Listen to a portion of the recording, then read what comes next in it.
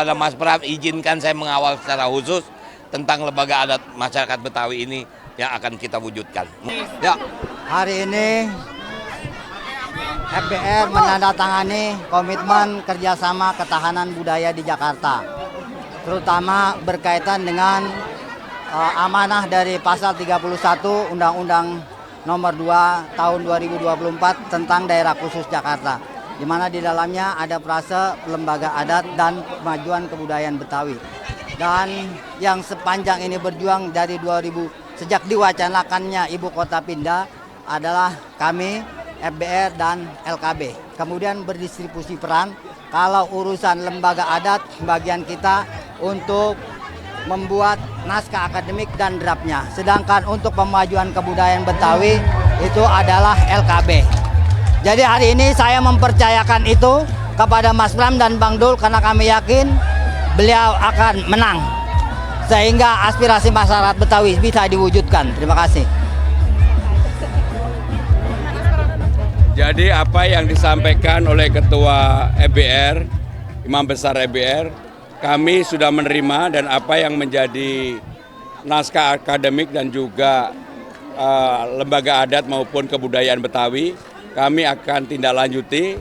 Insya Allah kalau amanah itu kami dapatkan, dan kami meyakini pasti itu membawa kebaikan bagi masyarakat Betawi yang ada di Jakarta, apalagi Jakarta bukan lagi sebagai ibu kota, tetapi sebagai kota global dan pusat perekonomian nasional. Maka dengan itu Pak Kiai, kami, saya dan Bang Dul, mudah-mudahan insya Allah akan bisa mewujudkan apa yang tertulis dalam naskah akademik tersebut. Usulan khusus Presiden untuk kerjasama internasional IKN bilang kalau Jakarta ini masih akan ibu kota beberapa tahun ke depan. Gimana dengan status DKJ?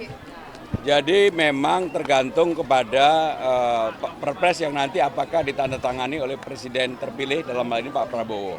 Tetapi kalau melihat yang ada 10 tahun ke depan, heavy pemerintahan masih di Jakarta.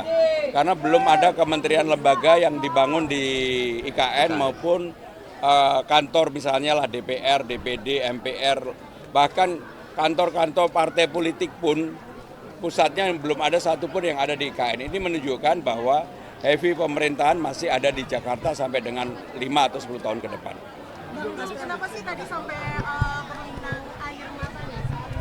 Saya akan minta izin kepada Pak Gubernur untuk lembaga adat Betawi ini. Saya wakil gubernur akan mengawal secara khusus. Saya akan wujudkan.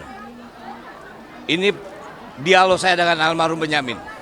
Saya ingat sekali 92 saya duduk bersama, dia berpikir tentang lembaga adat Jakarta, Betawi khususnya. Nah jadi alhamdulillah hari ini FBR dengan LKB telah melanjutkan impian itu. Makanya tadi saya dekap skenario itu, sama juga saya memegang skenario sidul anak sekolahan.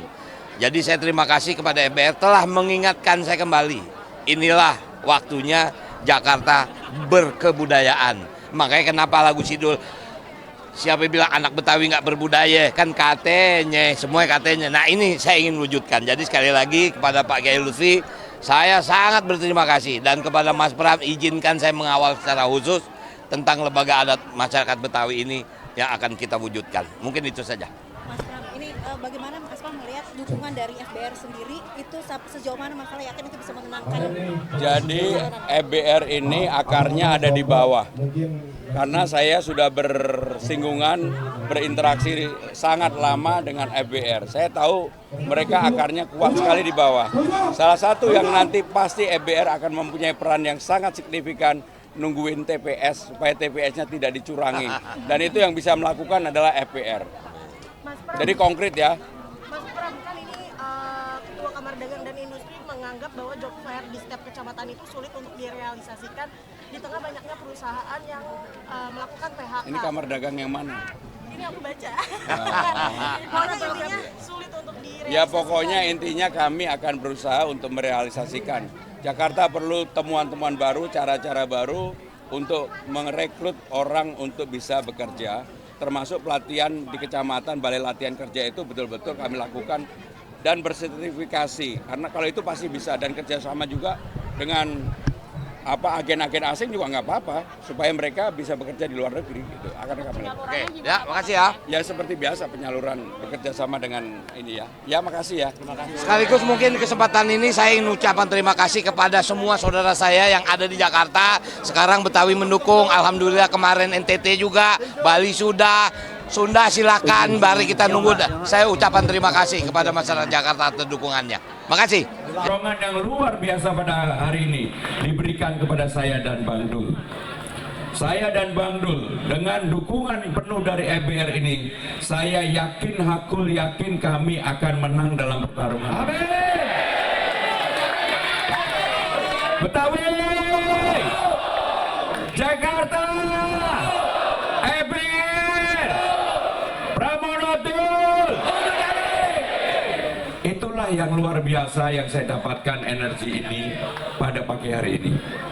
Saudara-saudara sekalian, apa yang disampaikan oleh Ketua Umum EBR tadi mengenai naskah akademik tersebut, saya sebenarnya dalam sambutan saya sudah mempersiapkan diri, dan insya Allah kalau saya dan Bang Dul jadi gubernur dan wakil gubernur, itu akan kami tindak lanjutin dan kami akan menempatkan EBR sebagai partner strategis pemerintah Jakarta. Bukan hanya seperti sekarang yang terjadi menjadi partner strategis, artinya kalau ada keputusan yang menyangkut bagaimana memajukan kebudayaan Betawi, warga Betawi, Jakarta, bukan hanya urusan Betawi, tetapi urusan lain, kami akan meminta masukan, saran, pendapat dari Forum Betawi Rembuk. Karena apa itu? Kartu Jakarta Pintar, Kartu Jakarta Sehat, Kartu Lansia, Jumantik, Dasawisma, PKK, Posyandu, RT RW, dan sebagainya. Itulah yang menjadi konsentrasi saya dan Bang Dul untuk diselesaikan dalam tahap awal. Maka dengan demikian, Pak Kiai, saya secara terbuka sudah mengatakan untuk RT RW kami berkonsentrasi penuh. Insentif untuk RT yang dulu 2 juta menjadi 4 juta, RW yang 2,5 juta menjadi 5 juta, dan seluruh RT RW akan kami pasang CCTV untuk mengurangi kekerasan, untuk mengurangi bullying, untuk mengurangi ancaman narkoba bagi anak-anak kita.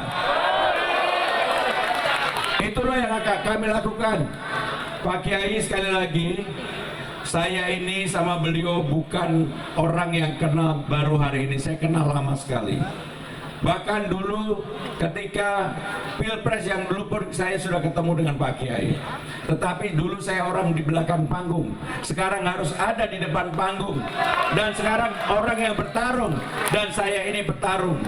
Kalau ngomong Betawi, boleh dilihat di Instagram saya yang terbaru. Menantu saya 1000% Betawi asli. Saya barusan dikirimi bir pletok sama dodol Betawi. Dia melet saya supaya saya menjadi lengket sama calon menantu saya ini. Tetapi kalau jadi gubernur, saya tidak keberatan kalau diusulkan menjadi Bang Pram kalau menjadi gubernur. Karena supaya mempunyai kedekatan, kelekatan sama kultur budaya Betawi ini. Tetapi kalau masih maju, yang sebelumnya Mas, sebelumnya Cak, sebelumnya Kang, tiba-tiba mau merubah menjadi Bang, udahlah, itu dalam rangka untuk pilgub. Maka saya, kalau sudah terpilih, saya bilang sama Bang Dul, Bang, kalau sudah terpilih saya mau dipanggil Bang Pramono atau Bang Pram. Maka dengan demikian saudara-saudara sekalian, apa yang akan saya lakukan? Saya akan bekerja sungguh-sungguh untuk memajukan Jakarta. Dengan pengalaman panjang saya 25 tahun di pemerintahan, 2 kali menjadi menteri, pernah jadi sekretaris Presiden Megawati, pernah menjadi pimpinan DPR, 4 kali menjadi anggota DPR, pengalaman itu panjang sekali. Maka saya sekarang ini begitu turun di bawah, apa yang saya dengar adalah keluh kesah yang itu nantinya akan kami selesaikan. Saya tidak akan iming-iming dengan sesuatu yang besar yang pasti tidak bisa untuk dilakukan. Saya akan bekerja konkret untuk apa yang bisa dilakukan yang bermanfaat secara langsung bagi warga Jakarta, terutama bagi warga Betawi yang ada di Jakarta.